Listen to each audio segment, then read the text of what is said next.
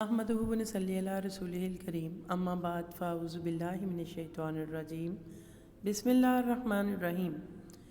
Dear students, آج ہم سورہ انفال رکوع نمبر 1 آیت نمبر 1 تا 3 پڑھیں گے۔ آپ سب سے پہلے اس کی تلاوت اور ترجمہ غور سے سنیں اور جو تلفظ ہے اس پر غور کیجیے گا اچھے طریقے سے، اور اس کا لفظی ترجمہ ہم بعد میں ڈسکس کرتے ہیں۔ يسألونك عن الأنفال قل الأنفال لله والرسول فاتقوا الله وأصلحوا ذات بينكم وأطيعوا الله ورسوله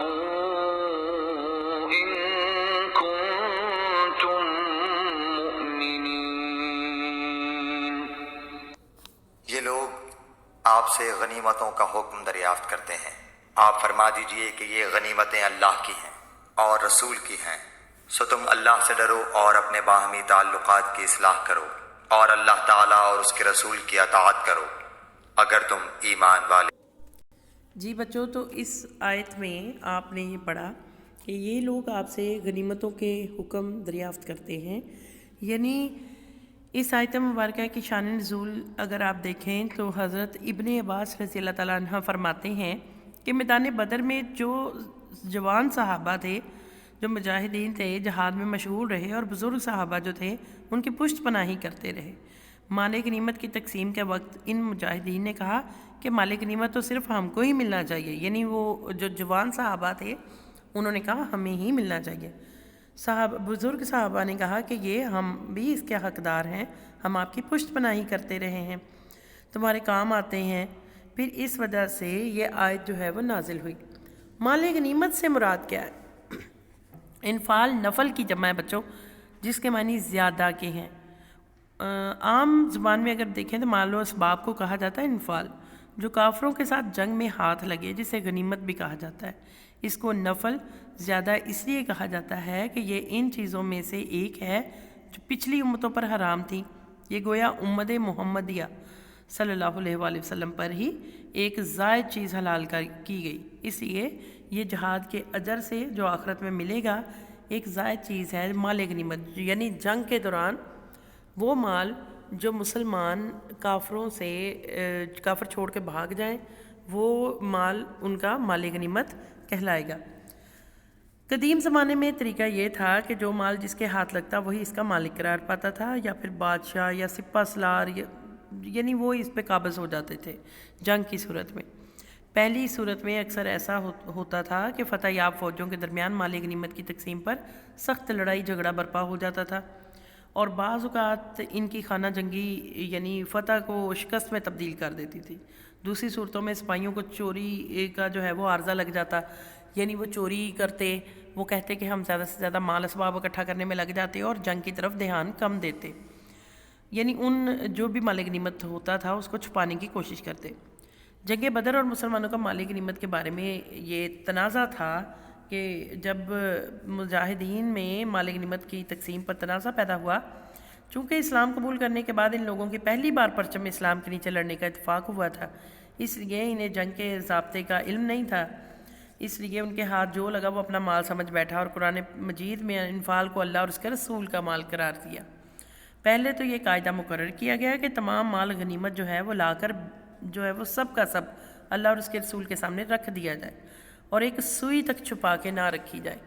مال غنیمت کی پھر تقسیم کے بارے میں آیا تو مال غنیمت کی تقسیم کرنے کا مجاز اللہ کا رسول ہے، رسول خدا اللہ کے حکم سے اسے تقسیم فرمائے گے، اور تم آپس میں جس طرح چاہو تقسیم کر لو، یعنی مال غنیمت کے جھگڑے میں پڑنے اس سے کوئی فائدہ نہیں ہے، صرف اللہ کے رسول ہی اس کو بانٹ سکتے ہیں۔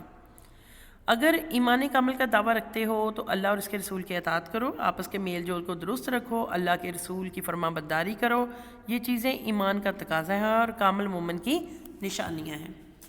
جی بچوں، تو آپ کو اس آیت کی سمجھ آ گئی ہوگی۔ انما المؤمنون الذين اذا ذكر الله وجلت قلوبهم وإذا تليت عليهم آياته زادتهم إيمانا وإذا تليت عليهم آياته زادتهم إيمانا وعلى ربهم يتوكلون. بس ایمان والے تو ایسے ہوتے ہیں کہ جب اللہ تعالیٰ کا ذکر آتا ہے تو ان کے قلوب ڈر جاتے ہیں، اور جب اللہ کی آیتیں ان کو پڑھ کر سنائی جاتی ہیں تو وہ آیتیں ان کے ایمان کو اور زیادہ کر دیتی ہیں، اور وہ لوگ اپنے رب پر توکل کرتے ہیں. جی اس آیت میں اللہ تعالیٰ فرماتے ہیں کہ ایمان والا کون ہے. سیکنڈ آیت ہے بس ایمان والے تو ایسے ہیں کہ جو اللہ تعالیٰ کا جب ان کے سامنے بچوں ذکر کیا جاتا ہے تو ان کے دل ڈر جاتا ہے. قلوب کا مطلب ہوتا ہے دل، اور جب اللہ تعالیٰ کی آیتیں ان کو پڑھ کر سنائی جاتی ہیں تو وہ آیتیں ان کے ایمان کو اور بڑھا دیتی ہیں، ان کا ایمان بڑھ جاتا ہے اور زیادہ کر دیتی ہیں. اور جو لوگ اپنے رب پر توکل کرتے ہیں، ایمان والوں کی نشانیاں اس میں بتائی گئی ہیں. پہلی صفت کیا ہے؟ جب خدا کا ذکر ان کے سامنے کیا جاتا ہے تو ان کے دل ڈر جاتے ہیں. یہ پہلی صفت ہے مومنوں کی. اور اس میں دوسری اگر آپ دیکھیں، اور جب انہیں ان کی آیت پڑھ کے سنائی جاتی ہے تو ان کا ایمان اور بڑھ جاتا ہے. یعنی جب ایمان والوں کے سامنے مزید اس کے ایمان میں اور اضافہ ہو جاتا ہے. اس سے معلوم ہوتا ہے کہ ایمان ایک ایسی حالت پر نہیں رہتا بلکہ اللہ کی فرما برداری اس میں اضافہ اور اس میں نافرمانی سے اس میں کمی واقع ہو جاتی ہے. اور تیسرا جو اس میں آپ نے پڑھا مومنین کی تیسری صفت، اور وہ اپنے پروردگار پر بھروسہ رکھتے ہیں. مومنین کی تیسری صفت یہ ہے کہ جب کام کا انہیں حکم دیا جاتا ہے تو ان کا وہ جو بھی وہ کام اختیار کرتے ہیں مگر اس کا اللہ تعالیٰ پر بھروسہ کرتے ہیں، اپنی پوری کوشش کرتے ہیں اور اس کو انجام دیتے ہیں. گویا مومنین سچے دل سے اللہ پر مکمل ایمان رکھتے ہیں. الذين يقيمون الصلاة ومما رزقناهم ينفقون. جو کہ نماز کی پابندی کرتے ہیں اور ہم نے ان کو جو کچھ دیا ہے وہ اس میں سے خرچ کرتے ہیں. جی اس میں دیکھیں کہ اللہ تعالیٰ نے ایک اور صفت بیان کی گئی ہے ایمان والوں کی کہ مومن وہ ہیں جو کہ نماز کی پابندی کرتے ہیں اور ہم نے جو کچھ دیا ہے بجائے کہ انفال میں یعنی لینے کے جو کچھ بھی اللہ تعالیٰ نے ان کو دیا ہے وہ اللہ کے راستے پر خرچ کرتے ہیں.